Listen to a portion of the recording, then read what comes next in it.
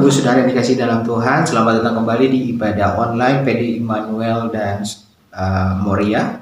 Saya berharap Bapak Ibu saat ini dalam kondisi baik-baik saja. Apa kabarnya Bapak Ibu Saudara? Shalom.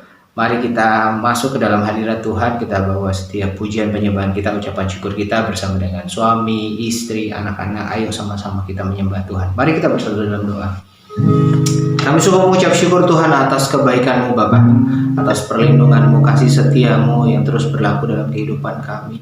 Sebentar kami mau masuk lebih dalam ke dalam hadiran-Mu Tuhan, untuk membawa setiap korban pujian penyembahan kami, ucapan syukur kami Bapa, bahkan sujud di dalam altar-Mu Tuhan, dan mendengarkan kebenaran isi firman-Mu Bapa. Berkata-kata atas kami Tuhan. Roh Kudus, Kau disambut di tempat ini. Kau mengurapi setiap kami sehingga kami bisa merasakan hadirat-Mu Bapa. Terima kasih Tuhan Yesus, Engkau Tuhan yang baik, sungguh baik. Haleluya. Mari angkat pujian ini. Bapa, Kau mendengar seruan hatiku,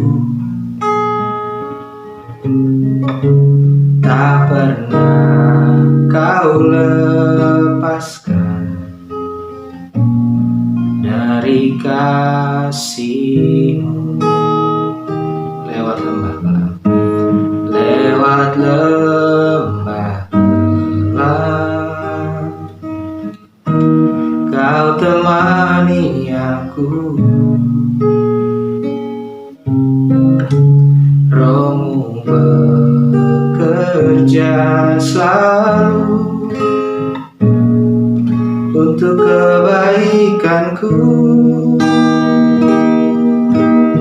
Sama-sama jemaat Tuhan.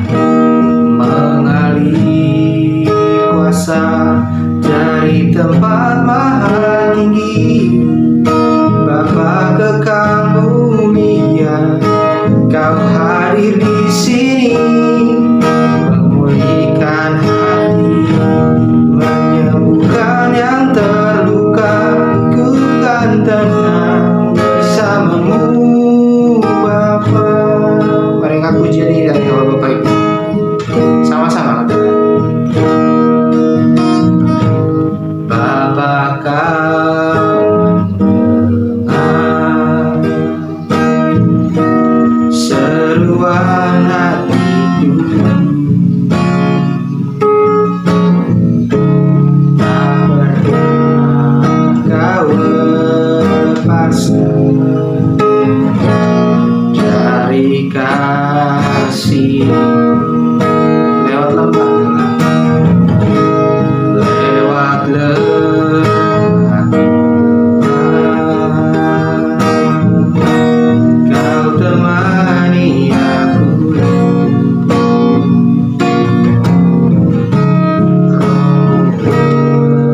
Roh-Mu bekerja selalu untuk kebaikanku.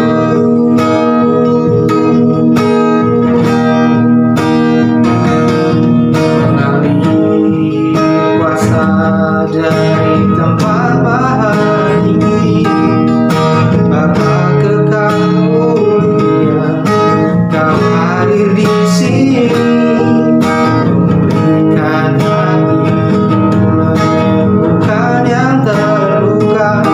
Ku kan tenang bersama-Mu Bapa. Mengalir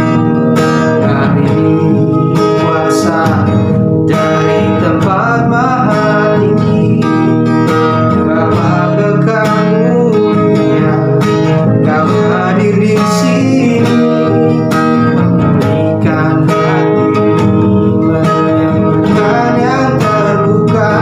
Ku kan tenang bersama-Mu Bapa.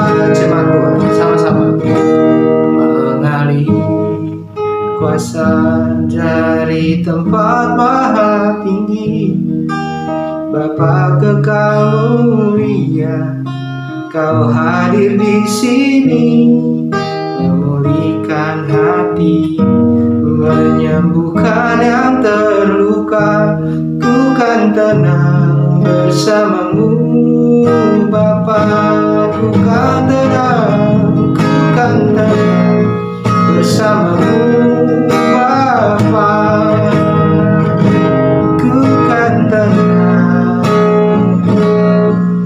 bersamamu Bapa.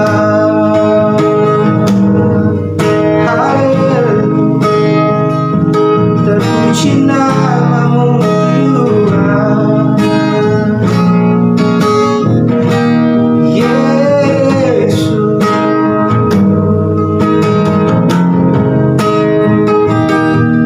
Engkau Bapa kami, terpuji namamu Tuhan.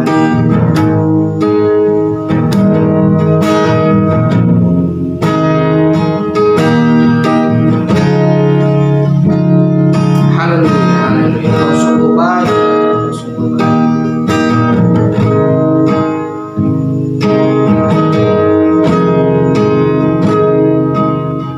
Kami rasakan kasih-Mu siang hari ini Bapa. Ketenangan kami bukan didasari apa yang ada di luar kami, tapi kami tenang ketika kami ada bersama dengan Engkau Tuhan. Kami tenang karena kami tahu Engkau sendiri yang memegang hidup kami, menjamin masa depan kami Tuhan. Kami hidup dalam anugerah-Mu Bapa. Haleluya, haleluya. Dalam anugerah-Mu, dalam naungan-Mu, ku dapat merasakan kemuliaan-Mu Tuhan. Kau yang menetapkan, Kau yang menetapkan, Kau yang mencurahkan kuasa dari tahta-Mu, membangkitkan Roh-Ku. Sama-sama pujian selamanya Kau Tuhanku yang terutama di hidupku. Tak akan ku lepaskan pengharapan di dalam-Mu selamanya. Selamanya Kau Tuhanku yang terutama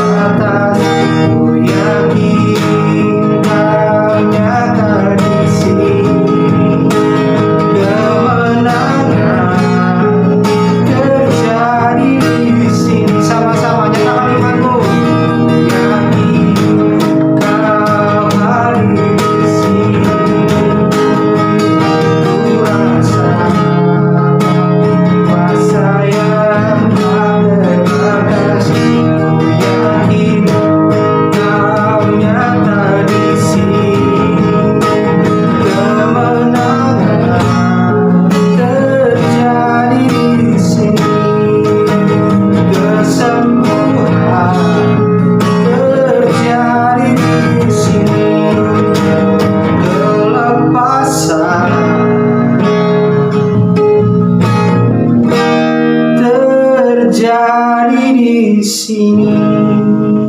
Kami siapkan hati kami untuk terima benih kebenaran firman-Mu Tuhan, sebab firman-Mu yang menguatkan kami, melepaskan kami, membebaskan kami, bahkan mengubahkan kami, Bapa.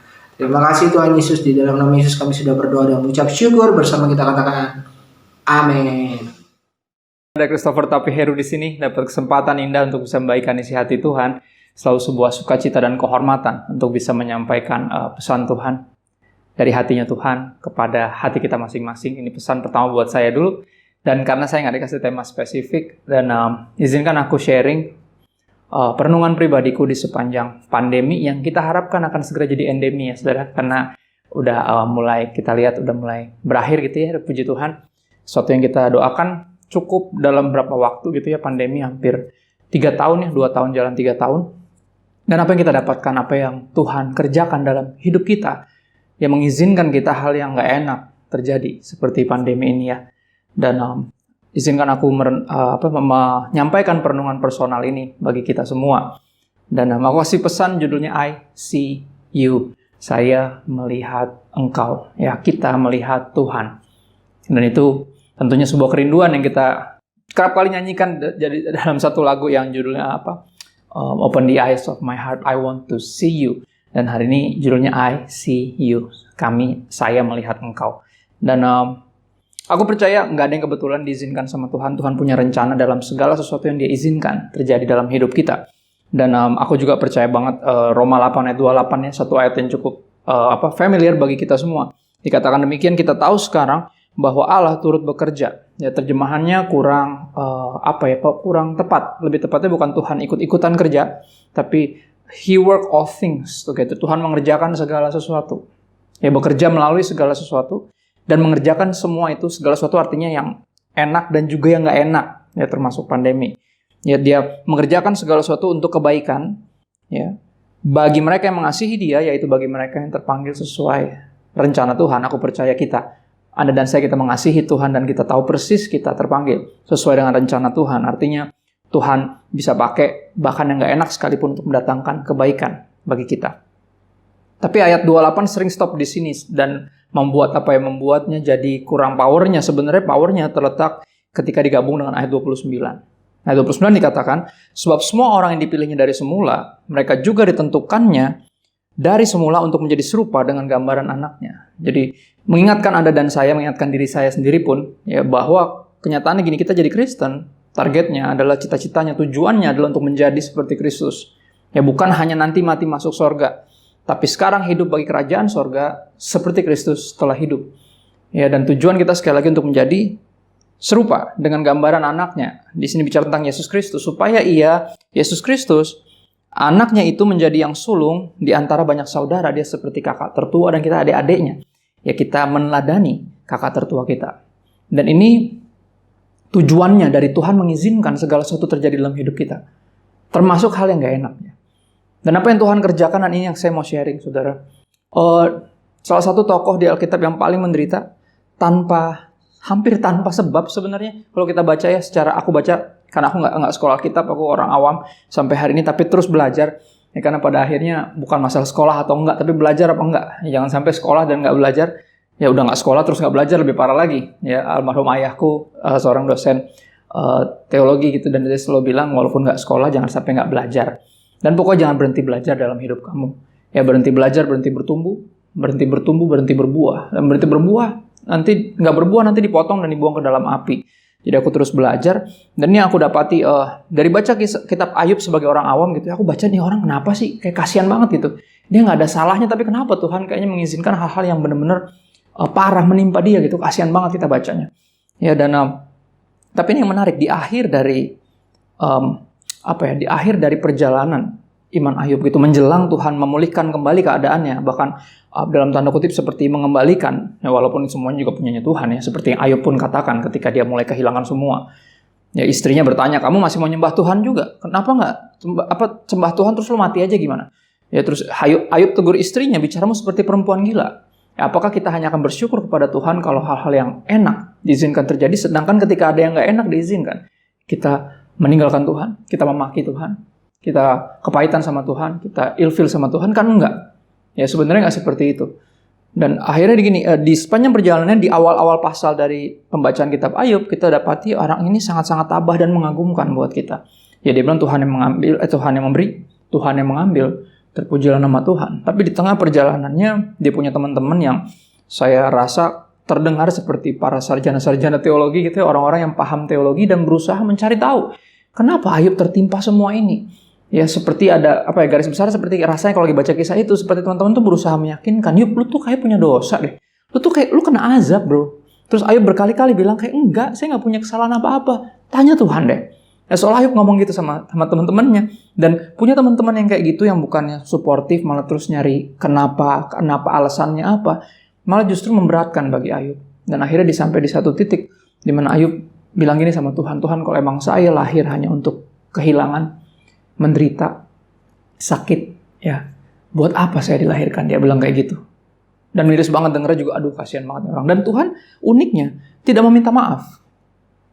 Ya, karena berapa kita seperti menuntut seolah kayak Tuhan berhutang permintaan maaf buat kita. Kenapa diizinin pandemi ini terjadi yang gitu?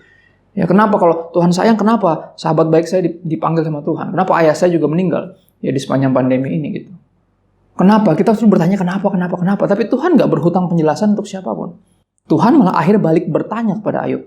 Dimulai dari pasal 38 sampai di puncaknya tentunya pasal 42 ya, di mana Ayub menyadari ya, bahwa dia salah gitu.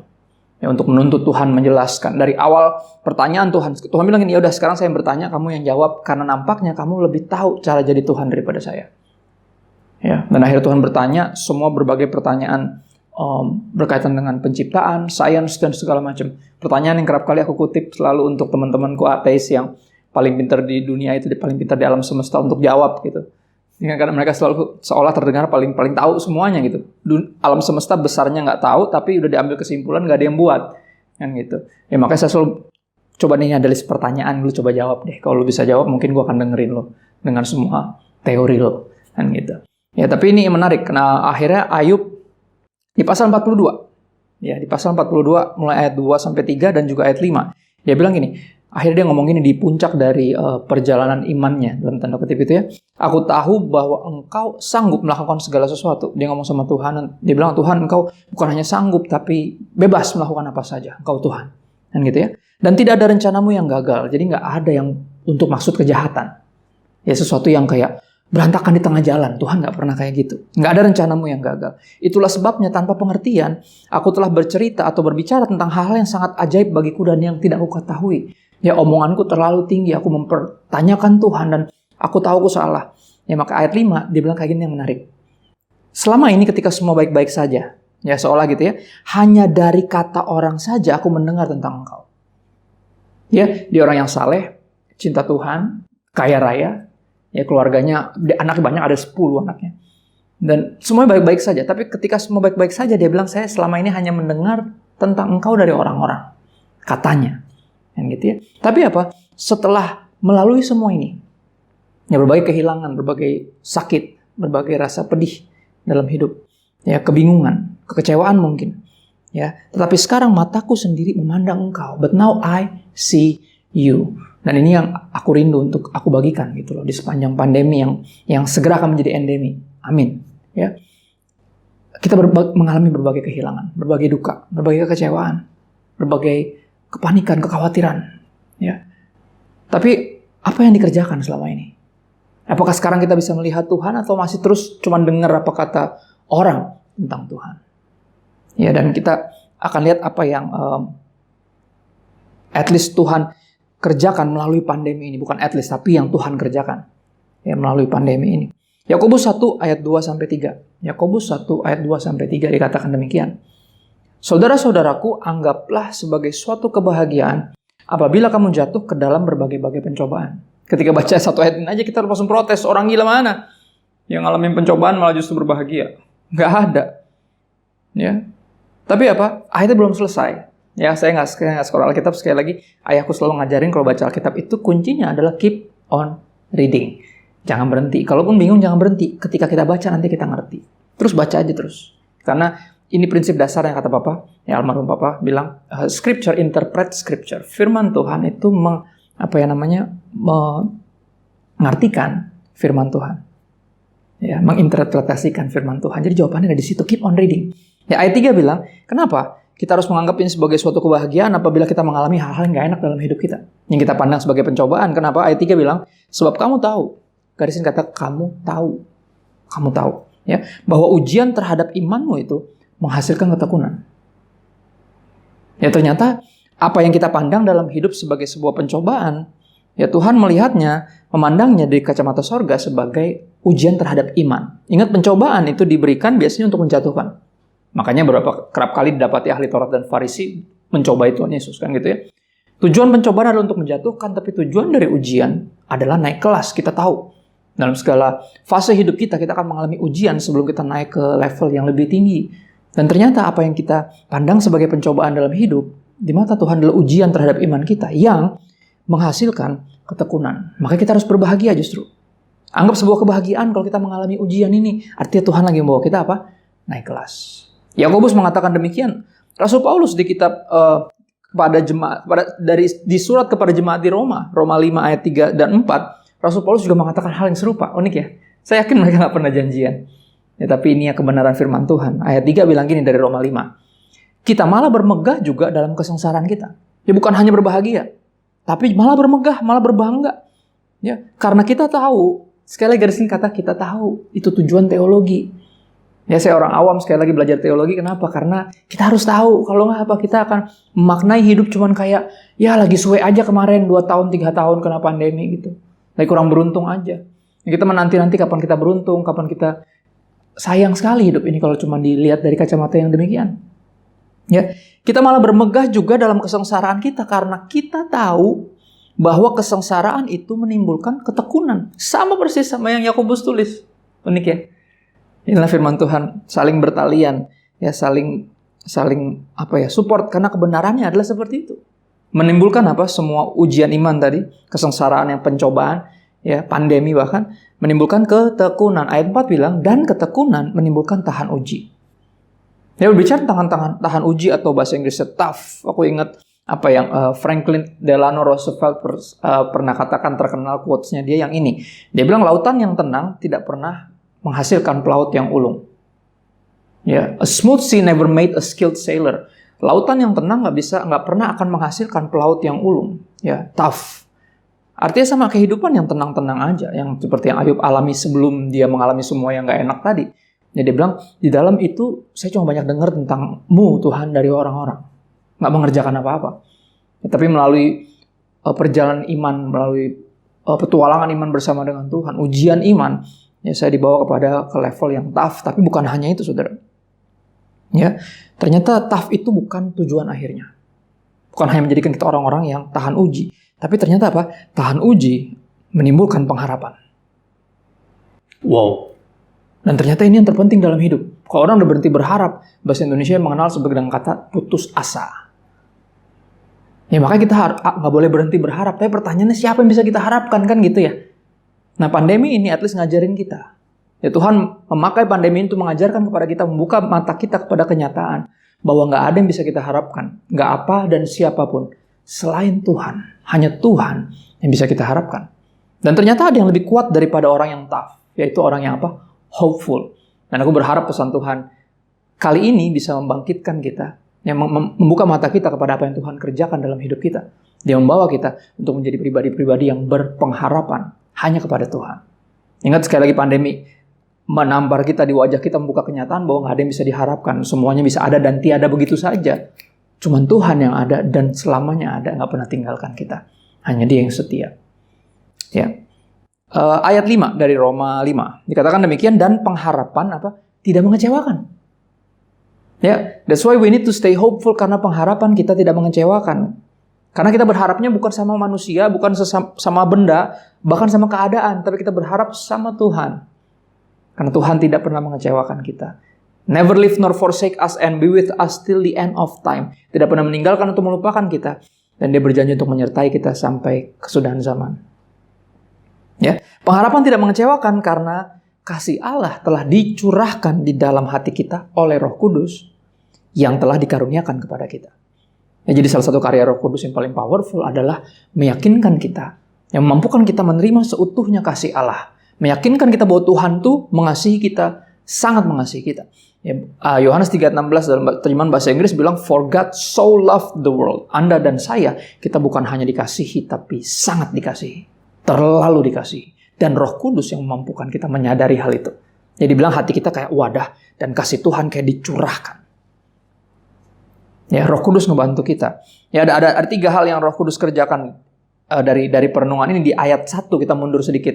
Roma 5 ayat 1 dikatakan, Roh Kudus menyatakan dan mengingatkan bahwa kita, yang pertama, kalau saudara suka nyatet, kita ini dibenarkan karena iman. Ya, Roma 5 ayat 1 katakan itu. Sebab itu kita yang dibenarkan karena iman. Kita dibenarkan karena iman kepada Tuhan Yesus Kristus. Ya, it's not the strength of our faith, bukan kekuatan iman kita, tapi the object of our faith yang menyelamatkan kita. Ya, objek iman kita yaitu Yesus Kristus, juru selamat kita. Kita nggak nyelamatin diri kita sendiri. Kita nggak bisa nyelamatin diri kita sendiri. Nggak ada yang bisa. Maka kita perlu juru selamat. At least kita orang Kristen yang mengakui hal itu. Ya, orang lain mungkin belum mengakuinya, tapi tugas kita untuk terus menginjil. Tugas kita untuk terus bersaksi. Sehingga semua lidah akan mengaku bahwa Yesus Kristus adalah Tuhan dan juru selamat, menerima keselamatan itu. Ya, karena diselamatkan oleh Yesus, kita dibenarkan karena iman kepada Yesus Kristus. Yang kedua, Roh Kudus menyatakan dan mengingatkan bahwa kita hidup dalam damai sejahtera dengan Allah. Berdamai kembali dengan Bapa oleh karena Tuhan kita Yesus Kristus. Ingat yang Yesus lakukan adalah mendamaikan manusia dengan Tuhan. Ya, the only begotten Son of God, anak Allah, datang ke dunia ini. Tujuan utamanya salah satunya adalah untuk apa yang paling terutama, untuk mati di kayu salib, untuk menebus kita dari dosa dan kematian. Sehingga kita bisa, yang tadinya berseteru dengan Tuhan, bisa kembali diperdamaikan. Ya, makanya dibilang kita hidup dalam damai sejahtera dengan Allah oleh karena siapa? Tuhan Yesus Kristus. Dan yang ketiga, di ayat 2, Roma 5 ayat 2 dikatakan, Roh Kudus mengingatkan kita, meyakinkan kita bahwa oleh Dia, oleh Yesus Kristus, kita juga beroleh jalan masuk oleh iman kepada kasih karunia ini yang kita sebut kehidupan. Kehidupan yang bukan cuma sekedar hidup, lahir untuk mati, ya, hidup untuk berhenti bernafas, kerja untuk pensiun.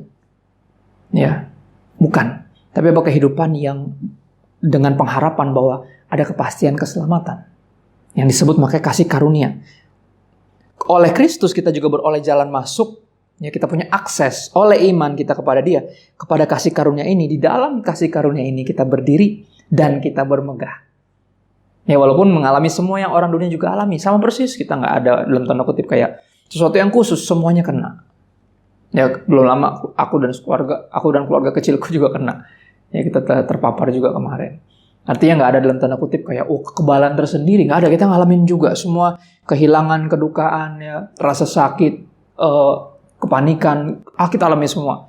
Tapi bedanya apa? Kita bisa berdiri dan bermegah karena kita punya pengharapan akan menerima kemuliaan Allah. Suatu hal yang hanya bisa dipastikan. Yang ada kepastian cuma dalam Kristus. Yang lainnya masih semoga, mudah-mudahan, ya hopefully, enggak, pasti.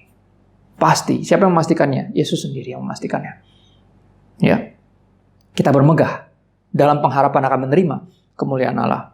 2 Korintus 4 ayat 16 sampai 18 dikatakan demikian. Sebab pengharapan kita tidak mengecewakan. Ya, kehidupan kekal itu sebuah kepastian bagi kita. Tidak percuma kita berharap kepada Tuhan. Sebab itu, ya, karena pengharapan kita tidak mengecewakan, kami tidak tawar hati. Tapi meskipun manusia lahiriah kami semakin merosot. Walaupun secara jasmani apa yang kita lihat di mata kita, ya di depan hidup kita keadaan kondisi yang sekarang, yang seperti kenyataannya kita lihat gitu ya, semuanya belum membaik. Ya masih cenderung, walaupun mulai membaik gitu ya. Tapi belum pulih sama sekali, belum pulih, jauh dari sebelum pandemi gitu ya. Kita lihat kayaknya semuanya merosot. Kita kehilangan banyak, mungkin ada yang bangkrut, ada yang mesti beralih profesi, jadi melakukan sesuatu yang nggak kepikiran sebelumnya. Tapi ini yang terjadi walaupun secara lahiriah kayaknya semuanya lagi merosot. Tapi ini yang menarik, kenapa? Dikatakan apa? Namun manusia batiniah kami dibaharui dari sehari ke sehari. Justru kerohanian kita semakin meningkat. Ya, berapa banyak persekutuan yang justru dibangun mulainya bergerak justru ketika pandemi terjadi. Ya, banyaknya jadwal undangan pelayanan gitu ya, dari Zoom ini, Zoom itu. Saya tanya, ini persekutuan dari mana? Oh, interdenom Pak. Ini antar teman-teman kami, ini alumni dari kampus ini, dan semuanya bikin persekutuan tiap hari ada ibadah. Yang adalah sebuah kemajuan. Ya, yang biasanya umumnya kita ibadah di hari Minggu atau yang mungkin hari Sabtu atau ada tengah minggu. Tapi ini tiap hari ada. Ya, artinya apa? Jujur secara kerohanian justru kita manusia batiniah kita dibaharui dari sehari ke sehari, justru melalui 2 hampir 3 tahun ya pandemi inilah justru Tuhan, kita malah makin dibawa sama Tuhan untuk makin erat sama Dia. Kita semakin disadarkan bahwa cuma Dia yang bisa kita harapkan. Ayat 17 dikatakan seperti ini, sebab penderitaan ringan yang sekarang ini mengerjakan bagi kami kemuliaan kekal yang melebihi segala-galanya, jauh lebih besar daripada penderitaan kami. Ya, Rasul Paulus mengatakan ini juga di bagian kepada surat di kota jemaat di kota yang lain. Ya, dia katakan bahwa penderitaan yang sementara mengerjakan sesuatu kemuliaan kekal yang digambarin seperti misalnya perempuan yang sakit bersalin. Ya, istri saya oleh anugerah Tuhan melahirkan kedua anak kami secara normal. Jadi sakitnya itu setengah mati dia bilang ya, dan nggak ada sakit yang sesakit itu sebenarnya di sepanjang dia hidup. Tapi ini yang menarik, ketika anak itu lahir, akhirnya rasa sakit yang tadinya segitu sakitnya, segitu parah sakitnya, jadi terlupakan. Kenapa? Karena sukacita karena kelahiran anak ini. Dan sama, ya kita harus belajar percaya bahwa sukacita kita lebih besar ketika kemuliaan kekal nanti akan kita terima. Ya, semua penderitaan di dunia ini nggak akan kita ingat-ingat lagi. Ya, ini yang Rasul Paulus bilang. Jadi ini mengerjakan justru penderitaan yang sekarang ini, yang sementara, mengerjakan bagi kita kemuliaan kekal, mengingatkan kita bahwa dunia ini bukan rumah kita. Dan apapun, siapapun di dunia ini mesti nggak kita andalkan, hanya Tuhan saja yang kita andalkan. Makanya ayat 18, sebagai puncak dari perenungan kita. Sebab kami tidak memperhatikan yang kelihatan, melainkan yang tak kelihatan, karena yang kelihatan adalah sementara.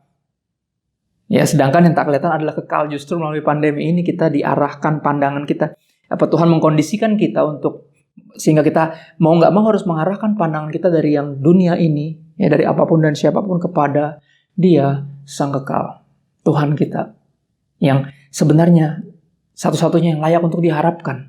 Ya, kalau kita berharap sama manusia kita pasti kecewa. Kita berharap sama keadaan pun kita bisa kecewa karena keadaan terus berubah, nggak ketebak kerap kali.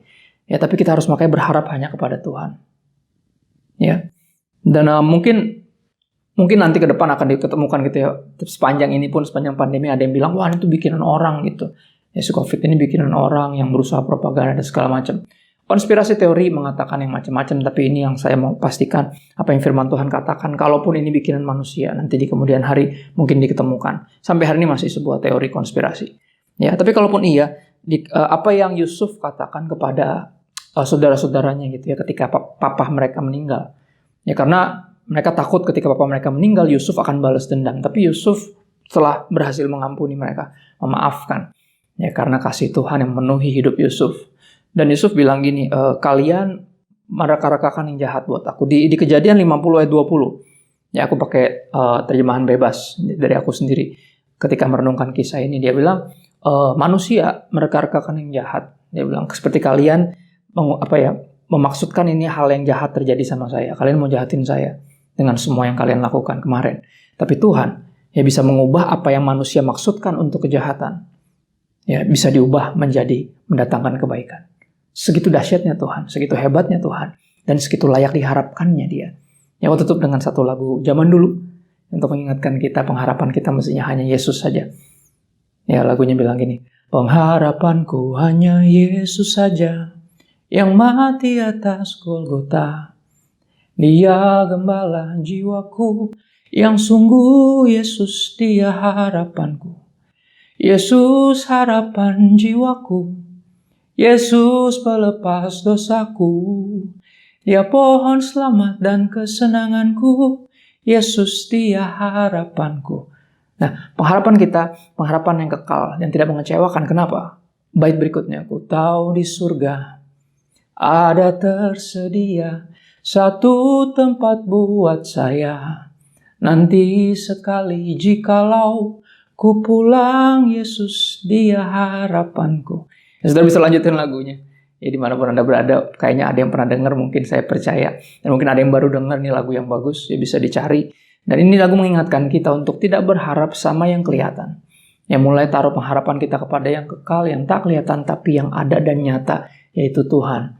Yang di pihak kita, dan jika Dia di pihak kita, siapa lawan kita? Kita nggak perlu takut. Ya, apapun bisa terjadi dalam hidup ini.